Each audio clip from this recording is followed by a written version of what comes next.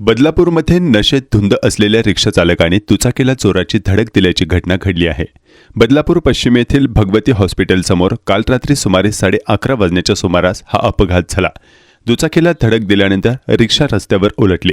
सुदैवाने या अपघातात कोणालाही गंभीर दुखापत झाली नसल्याची माहिती मिळत आहे।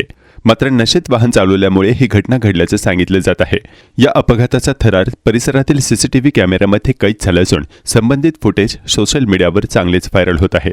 घटनेनंतर स्थानिक नागरिकांनी संताप व्यक्त केला असून अशा बेजबाबदार चालकांवर कडक कारवाई करण्याची मागणी केली जात आहे।